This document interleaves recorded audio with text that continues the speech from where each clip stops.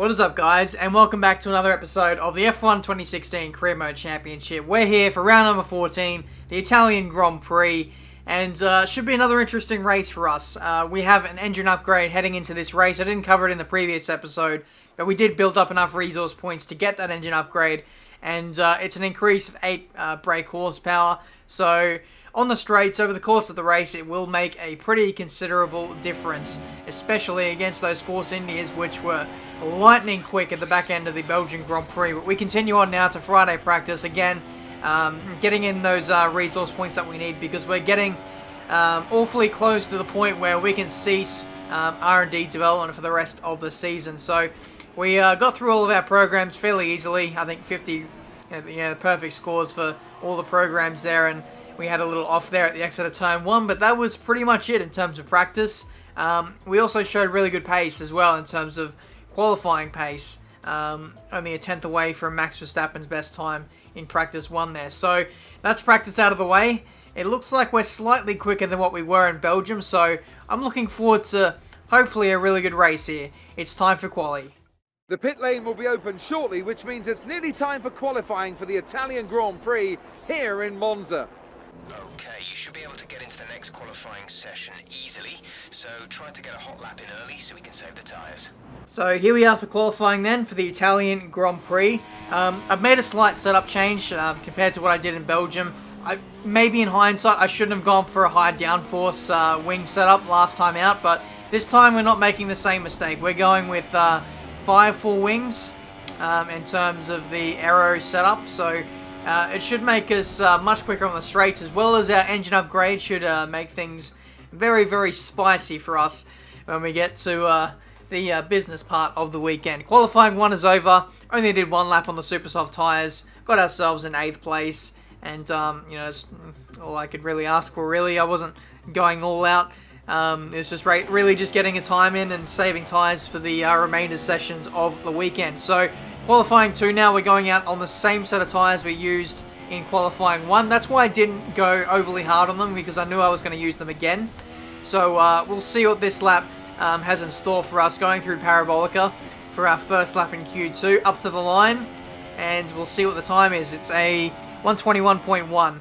Not too bad. I think it might just get us through to qualifying 3 on the banker set, so that's nice to see. But because we've done a really good time straight off the bat, it allows us to have a cheeky play with the soft compound tyres, which I think might just about get us into qualifying 3 and allow us to do 1 less stop in the Grand Prix or take the tyres further. Whatever it may be, it'll give us more flexibility in terms of strategy. And the Delta as well was a little bit better compared to the used set of tyres that we had. So checkered flag is out. We're sitting in P8 at the moment, and we're going to improve by about 3/10. So we're already safe in a Q3. That's why I went with the soft compound tyres, and it looks like we're going to get a slight strategy advantage heading into the final part of qualifying, because we'll have 2 brand new sets of super soft tyres to utilise to really attack and go for pole position.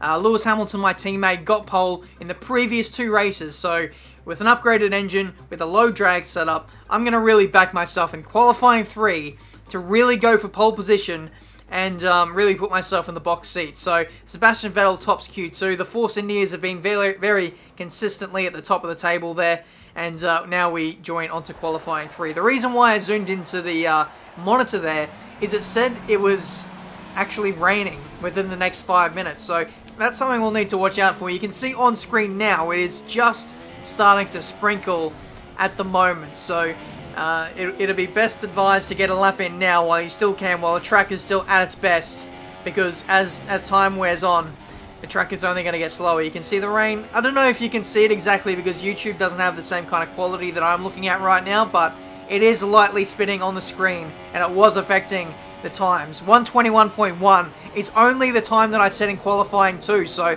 already the times are not great. We carry on for a second lap, just got caught up on the curb there and just completely spun out. Complete loss of grip, and that was all she wrote for that lap in particular. 6 minutes left to go in qualifying 3, and unfortunately it's very wet out there. I don't know if you can see it completely, but it is raining fairly substantially at the moment, so unfortunately, there's no time left in the circuit for me to find. I was already losing it by the time I finish my opening lap, but somehow the AI had the grip to actually improve and go faster. So we got knocked down to position 8. Not the best of situations considering we had 2 brand new sets to use for the race. But what can you do? It's 8th place. We have a strategy advantage heading into the race, so anything's possible. It's time for the Italian Grand Prix. It's race day here in Italy once again. Monza, home to so many records. The smallest winning margin, for example. Do you remember in 1971, Peter Gethin beat Ronnie Peterson to the line by 1/100th of a second. There were 40 overtakes for the lead alone in 1965, and Kimi Räikkönen clocked a record top speed of 230 miles per hour here, just over a decade ago. So there's a lot to live up to then for all of our drivers today. You can run side by side into the Rettifilio, but don't brake too late on these cold tyres or you will hit someone. So here we are then for the start of the Italian Grand Prix. Race strategy 2 stops, which I found to be pretty interesting. I would have thought the medium compound tyre was the mandatory tyre to use for the race, so I'm a little bit surprised that we're doing 2 stops today, but that's the way that it's shaken up for us. So we've once again opted to move the front wing down once we get to that first pit stop, because once the fuel load burns off, we don't need that aero anymore. We want to be looking for that straight line speed, especially in the back end of the race where the AI tend to turn the wick up. So here we go, ready for the start of the Italian Grand Prix.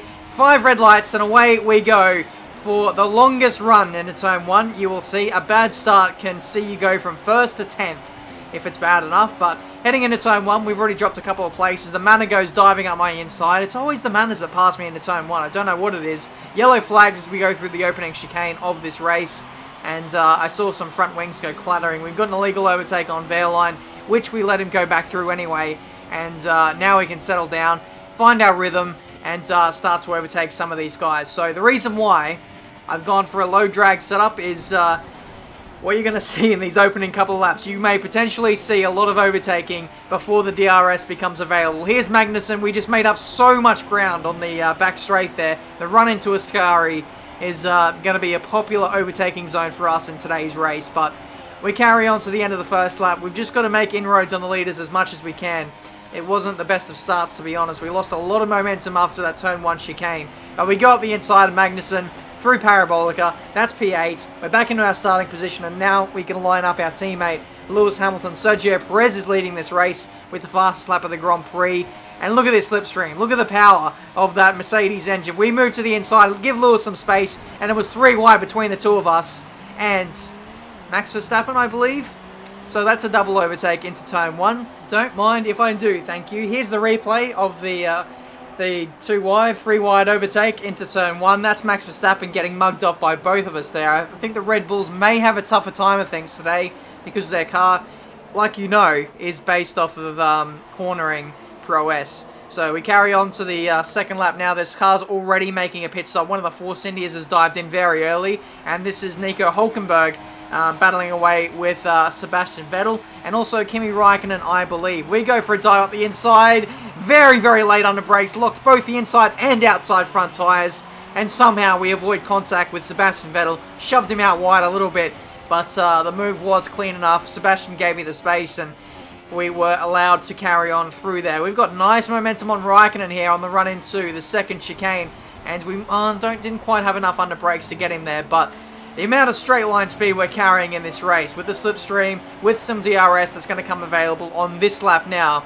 the brakes are going to be screaming for mercy because we're just absolutely using every last inch of performance to pull the cars up into these heavy braking zones. Lap 4 now, DRS is active, and we're going to use that to get as close to Räikkönen and Ricciardo as what we possibly can. Ricciardo gets overtaken by Räikkönen. I go around his outside as well, and that's a very unstable rear end I'm carrying through the exit of turn 2, which we managed to get Ricciardo, by the way, on the exit there. So we carry on to the end of that lap, and Sergio Perez has made his pit stop. So that promotes us in a second before briefly overtaking Räikkönen, moving us into the lead of the Italian Grand Prix.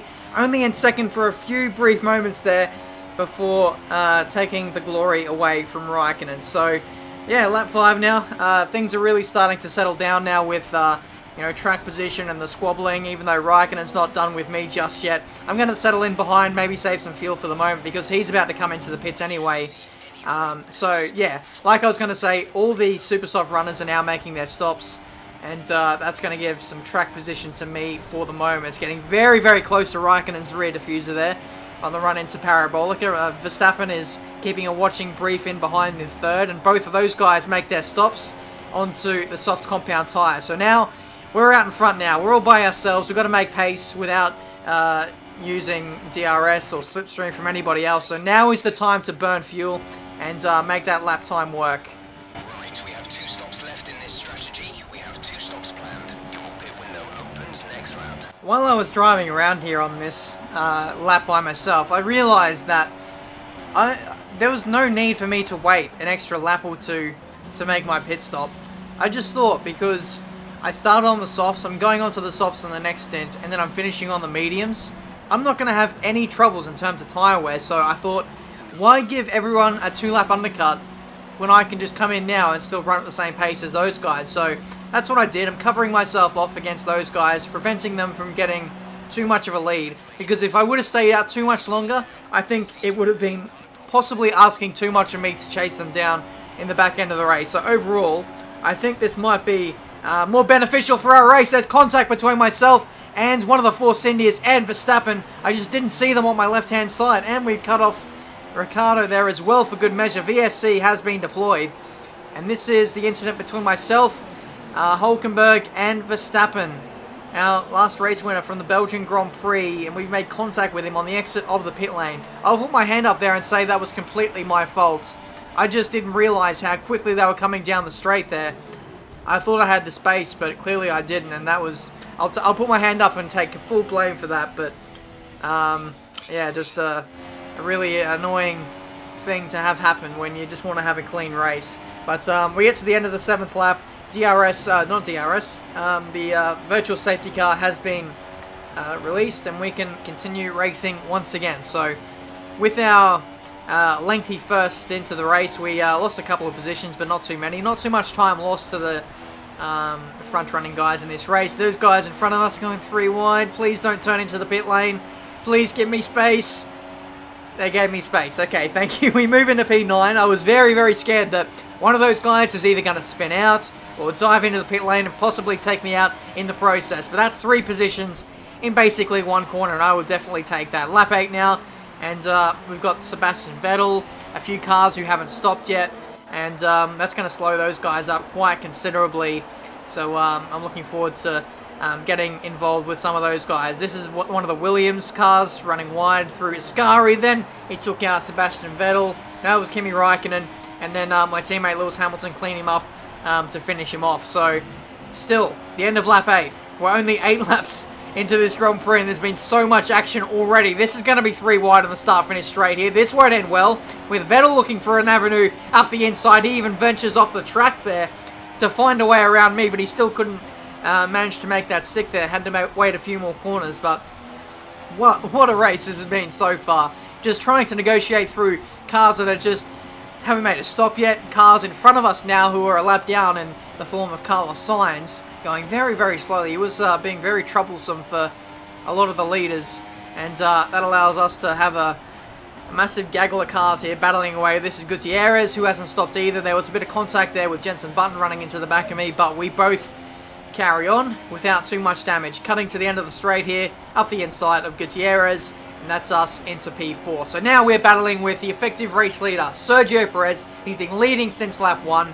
His Force India straight line speed has been incredible, as shown in Belgium, but he's no match for us. With some slipstream, with DRS, rich revs, that's us into 3rd place, and the effective lead of the Italian Grand Prix. So this race is really falling into our hands now. We've got the soft compound tyres on now.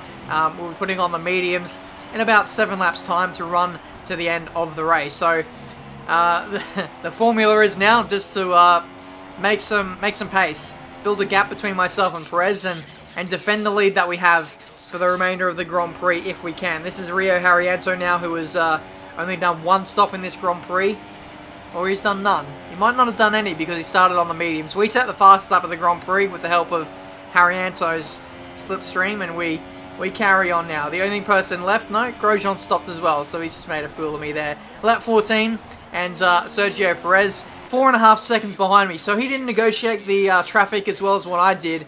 And that's a massive advantage that I have in my court now. That's Jolie Palmer a lap down, possibly with some issues himself on the super soft tyres.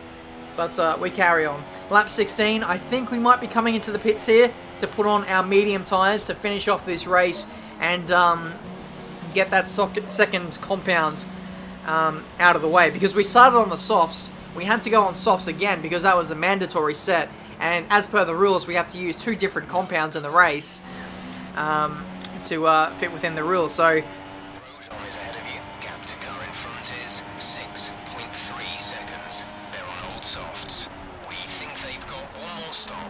just confirming with the engineer there that Grosjean does in fact need to make another stop, which he does. He was just scaring me a little bit with how long he was staying out. But like I was saying, the point I was trying to get at is if I would have started on the mediums, I could have potentially done a one stop in this Grand Prix. But because I started on the softs, it made things a little bit tricky with my tyre allocations. Lap 22 now, this is Daniel Ricciardo, who got lapped in this Italian Grand Prix. He's come out of the pits and now he's putting a lot of pressure on me. Now this is a tricky situation to be in because Ricciardo, because he's a lap car but also very quick, if he gets in front of me, he's only going to let me go back through again. So what I had to do here was completely lift off and let him go through, get about a 2 or 3 second gap so that he doesn't slow me up and block me and try and let me through and then re-overtake me again because he's quicker.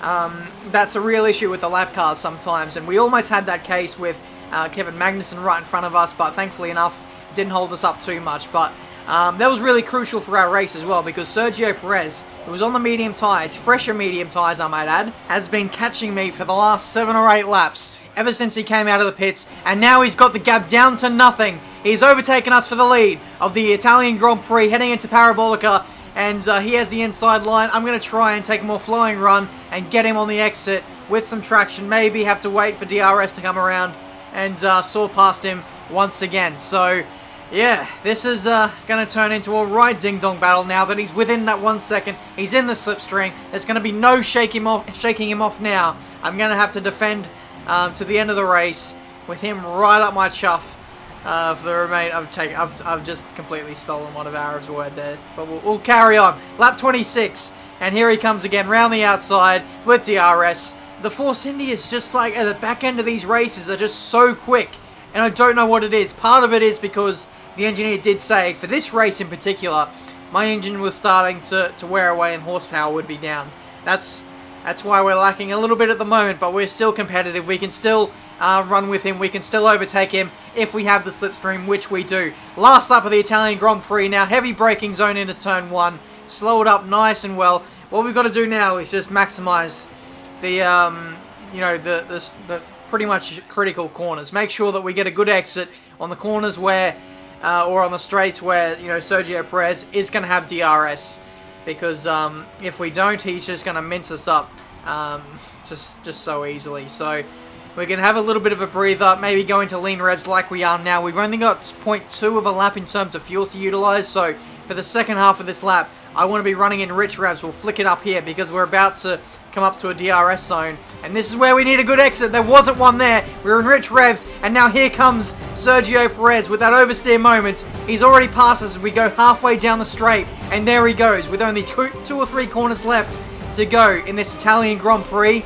We need to find a way around Sergio Perez. We may need to lunge him into Parabolica. That's probably what it's going to take to win a race, because we've thrown away far too many. We're not going to let this one go without a fight. Up the inside into Parabolica. We lock up the inside front, and there we go. We've got the lead back. It wasn't a great exit, but it was a move for the lead, and that's all I can really count on. Run up to the line. Sergio is closing, but it's not enough. We've won a race. Finally. That's a race win. You've really been great today.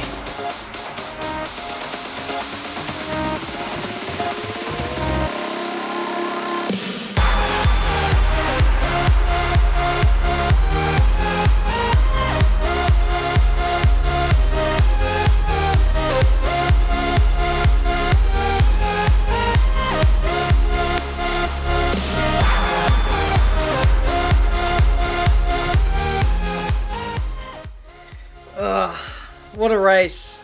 I don't know what to say about those last few laps. when I was driving it myself, I was just, I don't know.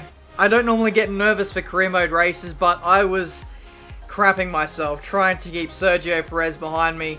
But there was just enough grunt in that Mercedes engine to get back in front of Perez. I didn't really know if that final overtake was going to work or not, but thankfully enough it did. Sergio got just as much of a bad exit as what I did, and that was enough. That was enough to win the Italian Grand Prix and get our first win under our belt for Mercedes. It's going to do us just so many favours in the rivalry, our position within the team, our drivers and constructors championships. So yeah, it's really, really good to get a win under our belt. It's been, I don't even know when the last time I won a race was. It was probably for Manor. So to go 14 races into a season and only just get a race win now, it was, yeah, it was very, very welcome. Driver's standings, unfortunately with that win, we still don't move any positions further in the championship. That's the kind of stranglehold the top 5 have in terms of the driver's standings, but it's been some solid points gained over Sebastian Vettel. Perez overtakes Hulkenberg. The Force Indies, as of late, have been very, very strong. They may well possibly be a championship contender in a few races' time. It's going to be interesting to see how they react to circuits like Singapore, like Japan, where downforce really comes into play, but we'll have to wait and see. Resource points, 705 under our belt, and we're getting fairly close to another upgrade, which I am leaning towards reducing the weight of the chassis, or possibly even downforce. Those are the two areas I'd like to target next, and yeah, that's an outline of our results over the course of season number 3. So that's been this video for today, guys. If you have enjoyed it, make sure you smash that like button for our first race win of Season 3 and our first race win for Mercedes. Hopefully it's the first of many, and we can carry this kind of momentum into Season 4, where, like I've said many times in the past, we're going to be going for the Constructors standings, Constructors Championship rather. So that's been this video for today. Subscribe to the channel if you're new to see plenty more F1 2016 videos. I'm really enjoying career mode. I don't know, I love the challenge of trying to take a slower team and build them up and try and get those results, grind away with those resource points and see how long it takes to get some success with a particular team. But if this was F1 2015, I really don't think I'd be invested in the career mode as much as what I am now. Like, this still feels like a new game. I've still got that hype about career mode, which is really crazy considering we're in 2017 now and the game came out a fairly long time ago. But I'm going to leave it there, guys. Thank you so much for watching. Hopefully I can upload these on more of a regular basis. Fingers crossed, now that we're starting to become a little bit more competitive. We'll have to wait and see. Next up we have the Singapore Grand Prix, and that one's always an interesting one in terms of my finishing position. Sometimes I can be dominant, sometimes, you know, it's just not my day and I just end up being crap. So I'm going to stop rambling. Thanks for watching. Until the Singapore Grand Prix, I'll see you guys next time.